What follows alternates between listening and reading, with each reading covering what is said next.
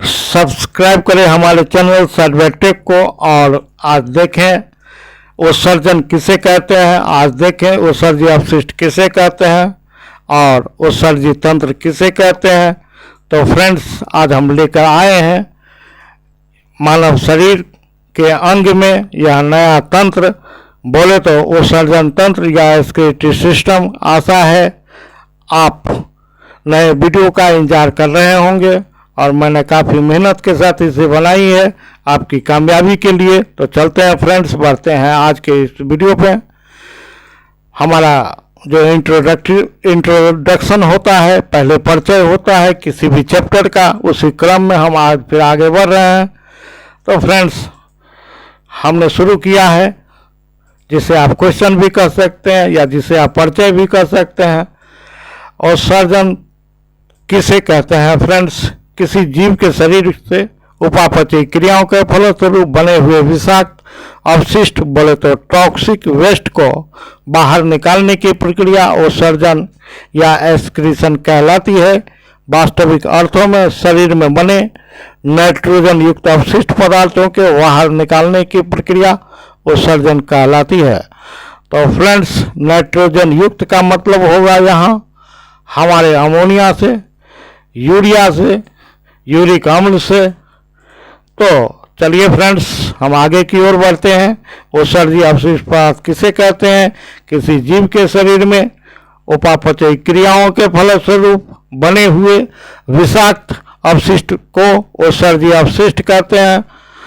यह शरीर के लिए अत्यंत जहरीले होते हैं और इनके शरीर में बने रहना खतरनाक होता है। तो फ्रेंड्स, अब हम आगे की ओर बढ़ रहे हैं। हमारा नेक्स्ट जो है वह शरीर में कार्बोहाइड्रेट तथा वसा के उपापचय से किसका निर्माण होता है फ्रेंड्स? तो शरीर में कार्बोहाइड्रेट एवं वसा के उपापचय से, बोले तो मेटाबॉलिज्म से कार्बन डाइऑक्साइड तथा जलवाष्प का निर्माण होता है। हम नीचे की ओर बढ़ते हैं फ्रेंड्स। शरीर में प्रोटीन के उपापचय से किसका निर्माण होता है? तो शरीर में प्रोटीन के उपापचय से नाइट्रोजनी अवशिष्ट जैसे अमोनिया, जैसे यूरिया तथा यूरिक अम्ल का निर्माण होता है। ये तीनों के तीनों बेहद ही खतरनाक हैं, जहरीले हैं, बोले तो हानिकारक हैं।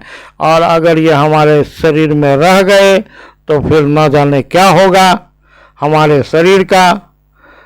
एक तरह से कहें तो इनका शरीर के बाहर निष्कासन नाइट्रोजन युक्त अवशिष्ट पदार्थों का ही उत्सर्जन कहलाता है।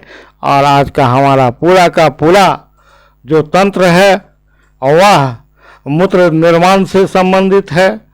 और मूत्र निर्माण की क्रिया जैसा कि हम जानते हैं कि हमारे वृक्क में होता है, बोले तो किडनी में होता है, साधारण भाषा में, अपनी भाषा में अगर बोले तो गुर्दा में होता है। तो फ्रेंड्स, आप देखते रहेंगे, वीडियो को बीच में नहीं छोड़ेंगे, अन्यथा फिर वही बात हो जाएगी कि सर आपने ये नहीं पढ़ाया, मैंने ये नहीं देखा। तो फ्रेंड्स, हम बढ़ते हैं आगे की ओर। अब हम बता रहे हैं आपको उत्सर्जन तंत्र से आप क्या समझते हैं, what do you mean by excretory system. तो फ्रेंड्स, उत्सर्जन तंत्र एक जैविक प्रणाली है जो जीव शरीर के भीतर से अतिरिक्त अनावश्यक एवं खतरनाक पदार्थों को हटाती है, जिससे जीव शरीर में होम्योस्टेसिस को बनाए रखने में मदद मिल सके और शरीर के नुकसान से रोका जा सके। उत्सर्जन तंत्र के अंतर्गत उत्सर्जन से संबंधित उत्सर्जी अंग आते हैं फ्रेंड्स, जिसमें मुख्य उत्सर्जी अंग की अगर बात की जाए, जो क्वेश्चन में आपको बराबर पूछा जाता है कि हमारे शरीर में मुख्य उत्सर्जी अंग, बोले तो चीफ एक्सक्रीटरी ऑर्गन कौन सा है? तो वह है हमारा वृक्क, वह है हमारा किडनी फ्रेंड्स। अब हम आगे की ओर बढ़ते हैं फ्रेंड्स। यहाँ होम्योस्टेसिस का मतलब कि सब हमारे शरीर में जो सामंजस्य होता है, जो एक स्वच्छ वातावरण होना चाहिए कार्य प्रणाली के लिए, फिजियोलॉजी के लिए, उससे हमारा संबंधित है यह अंग्रेजी का शब्द होम्योस्टेसिस। तो हम अब आगे की ओर बढ़ते हैं फ्रेंड्स। उत्सर्जी अंग से आप क्या समझते हैं? तो ऐसे अंग जो खतरनाक विषैले पदार्थों को शरीर से बाहर निकालने के लिए जिम्मेदार होते हैं या शरीर से बाहर विषैले पदार्थों को उत्सर्जित करते हैं, उत्सर्जी अंग कहलाते हैं, बोले तो अंग्रेजी में एक्सक्रीटरी ऑर्गन कहलाते हैं। अब हम बढ़ते हैं और आपको पूछा जाता है फ्रेंड्स कि मानव शरीर में कौन कौन से उत्सर्जी अंग हैं। तो आप याद रखेंगे ये 4 है। नंबर 1 हमारा स्किन है, आप जानते हैं कि स्किन से पसीना निकलता है। और दूसरा है हमारा फेफड़ा, आप जानते हैं कि हमारे फेफड़ा से कार्बन डाइऑक्साइड निकलता है। तीसरा है हमारा वृक्क, आप जानते हैं कि इसमें रक्त के शुद्धिकरण का होता है। शुद्धिकरण का मतलब यहाँ से रक्त में जो गंदगी है, जो उत्सर्जी पदार्थ है, उसको निकाला जाता है। मैंने आपको बताया था फेफड़ा के बारे में, यहाँ भी रक्त का शुद्धिकरण ही होता है। बट आप धोखा नहीं खाएंगे, क्योंकि वहाँ रक्त का शुद्धिकरण था। मतलब यह था कि रक्त में ऑक्सीजन का मिलाना, रक्त में ऑक्सीजन को मिलाना, रक्त को ऑक्सीजनेटेड बनाना और रक्त के हीमोग्लोबिन के माध्यम से शरीर के विभिन्न भागों में पहुंचाना। किसको फ्रेंड्स? आप याद रखेंगे, ऑक्सीजन को। और मैंने बताया था कि ऑक्सीजन के द्वारा कोशिका के माइटोकॉन्ड्रिया में संपूर्ण ऑक्सीकरण की क्रिया संपन्न होती है और ऊर्जा का उत्पादन होता है। चलिए, मैंने रेफर किया आपको पिछले वीडियो की तरफ, उसे भी आप देखेंगे और ज्ञान को अर्जित करेंगे ताकि आगे आगे आपको कोई दिक्कत ना हो। तो चलिए फ्रेंड्स, हम बढ़ते हैं। हमारा क्वेश्चन नंबर यह 4 उत्सर्जी अंग हैं। There are 4 excretory organ in our body which is concerned with the excretion and which is concerned with our excretory system. Now I am going to provide you the detail of the 4 excretory system. बोले तो friends, number 1 त्वचा skin, number 2 फेफड़े lungs, number 3 वृक्क kidney, number 4 यकृत means liver. तो friends, इन चारों में जो 3 है, बोले तो त्वचा, फेफड़े और यकृत हमारे शरीर के सहायक उत्सर्जी अंग कहलाते हैं। जबकि मुख्य की बात करें तो यह हमारा वृक्क होता है। इसलिए बार बार आपको यह क्वेश्चन दिया जाएगा, मुख्य उत्सर्जी अंग मेन एक्सक्रीटरी ऑर्गन, तो आप हमेशा वृक्क लगाएंगे, किडनी लगाएंगे या गुर्दा लगाएंगे। फ्रेंड्स, आगे की ओर बढ़ते हैं। त्वचा के बारे में मैंने इसे रंगीन कर रखा है, आपको पढ़ने में दिक्कत ना हो, काफ़ी मेहनत के साथ आपके साथ इस वीडियो को लाता हूँ। त्वचा हमारे शरीर का अधिकांश भाग बनाता है। त्वचा के ऊपरी स्तर को एपिडर्मिस कहते हैं, आप इसे भी याद रखेंगे फ्रेंड्स। आपकी एग्जाम के लिए मोस्ट VVI है, इसलिए मैंने दे रखा है। हालांकि इस चैप्टर से इसका कोई लेना देना नहीं है, बट आपके लिए आवश्यक है। दूसरी बात, त्वचा को हल्फनमोला अंग कहते हैं फ्रेंड्स, और इसमें 3 हो गए आपको कि शरीर का अधिकांश भाग कौन बनाता है। तो आपका उत्तर होगा, आपका आंसर होगा वह है त्वचा स्किन। इसके ऊपरी भाग को क्या कहते हैं? त्वचा के ऊपरी भाग को एपिडर्मिस कहते हैं फ्रेंड्स। इसके निचले स्तर को क्या कहते हैं? तो इसके निचले स्तर को डर्मिस कहते हैं फ्रेंड्स। त्वचा को हल्फनमोला अंग कहते हैं फ्रेंड्स, आप इसे भी याद रखेंगे। और अगर हम उत्सर्जन की बात करें फ्रेंड्स, तो इसके द्वारा सोडियम क्लोराइड को शरीर से बाहर निष्कासित किया जाता है फ्रेंड्स। किस रूप में? तो पसीने के रूप में, स्वीट के रूप में। और हम लोगों का पसीना कहीं ना कहीं नमकीन होता है, यही कारण है। तो इसको इस तरह भी याद रखेंगे। हम बढ़ते हैं फ्रेंड्स फेफड़े की ओर। तो फेफड़े के द्वारा कार्बन डाइऑक्साइड जैसे उत्सर्जी पदार्थ को शरीर से बाहर निकाला जाता है। किस क्रिया के द्वारा फ्रेंड्स? तो जब हम श्वसन के दौरान ऑक्सीजन लेते हैं और कार्बन डाइऑक्साइड छोड़ते हैं, तो वह भी एक उत्सर्जी पदार्थ है फ्रेंड्स। आगे की ओर बढ़ते हैं। हमारा नेक्स्ट है ब्रेकिया किडनी। ब्रेकिया किडनी के द्वारा यूरिया जैसे औषधि पदार्थ शरीर से बाहर निकाले जाते हैं। ब्रेकिया किडनी में मूत्र का निर्माण होता है। बोले तो मूत्र का हल्का पीला रंग जो होता है यूरोक्रोम के कारण होता है फ्रेंड्स। ये यूरोक्रोम के कारण मूत्र का पीला रंग होता है। आगे हम बढ़ते हैं कि मनुष्य में प्रतिदिन 1 से 1.5 लीटर मूत्र का उत्सर्जन होता है। अगर अधिक मात्रा में हो रहा है तो वह जरूर किसी बीमारी से ग्रसित है। बोले तो मधुमेह में मूत्र की बारंबारता बढ़ जाती है। The frequency of the urine discharge becomes increases in the case of the diabetes, और हिंदी में बोले तो मधुमेह, और हिंदी में बोले तो इसे समझने के लिए चीनी की बीमारी। और आगे की ओर बढ़ते हैं फ्रेंड्स ब्रेकिया किडनी की संरचना के बारे में। तो मनुष्य में एक जोड़ी सेम के बीज के आकार की चॉकलेट के कलर की किडनी पाई जाती है। कितनी फ्रेंड्स आप याद रखेंगे, पेयर ऑफ किडनी। आगे की ओर बढ़ते हैं फ्रेंड्स। प्रत्येक किडनी के शीर्ष भाग पर अधिविक ग्रंथि या एड्रिनल ग्लैंड होती है जो रक्त दाब को नियंत्रित करती है। मैंने पढ़ाया था एंडोक्राइन ग्लैंड में, अंतःस्रावी ग्रंथि में। एड्रिनल ग्लैंड से कौन सा हार्मोन निकलता है फ्रेंड्स, आप इसे भी याद रखेंगे। एड्रेनालिन हार्मोन निकलता है, इसे जीवन रक्षक हार्मोन भी कहते हैं, इसे आपातकालीन हार्मोन भी कहते हैं, इसे लड़ो या वो हार्मोन भी कहते हैं। संदर्भ हमारा यहाँ यह नहीं बताने का था, संदर्भ है हमारा कि एड्रिनल ग्लैंड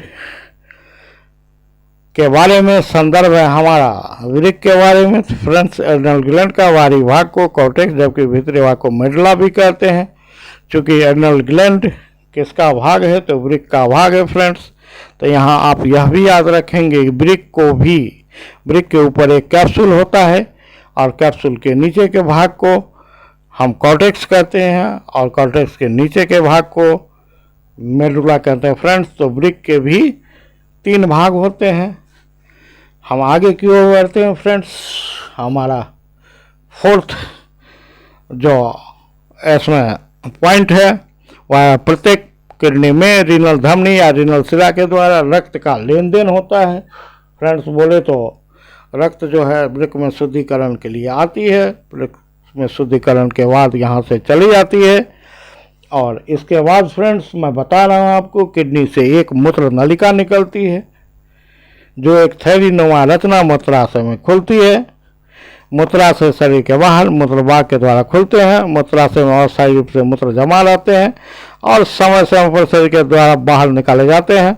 महिला और पुरुष के मूत्र प्रणाली बहुत ही समान होती है, केवल मूत्र मार्ग की लंबाई में भिन्नता होती है। मैं बता रहा हूँ फ्रेंड्स, पुरुषों में मूत्र मार्ग लंबा और स्त्रियों में छोटा होता है।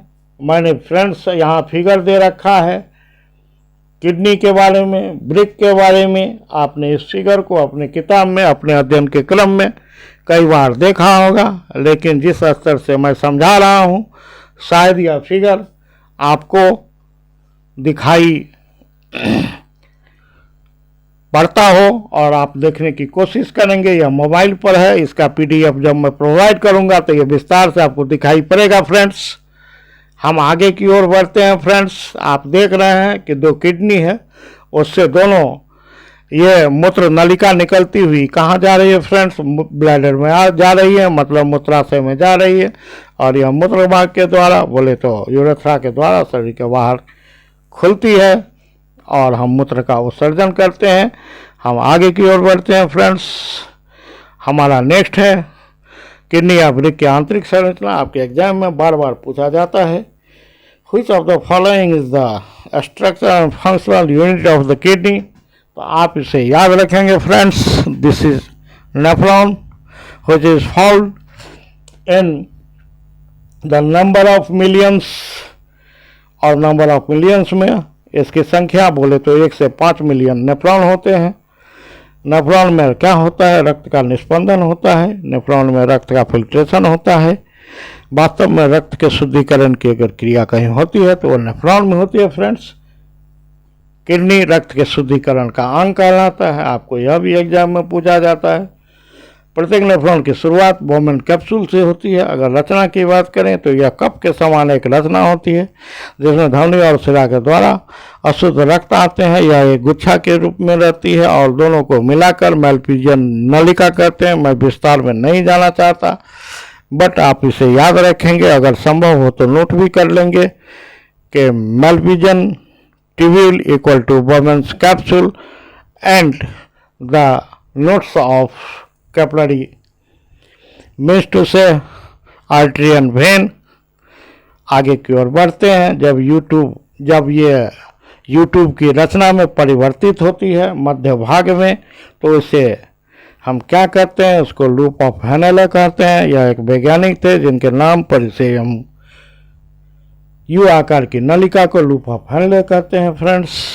और मूल रूप से इसमें रक्त के अशुद्धियों का फिल्ट्रेशन होता है नेफ्रॉन के अंतिम भाग से मूत्र नली के द्वारा मूत्राशय में स्रावित कर दिया जाता है।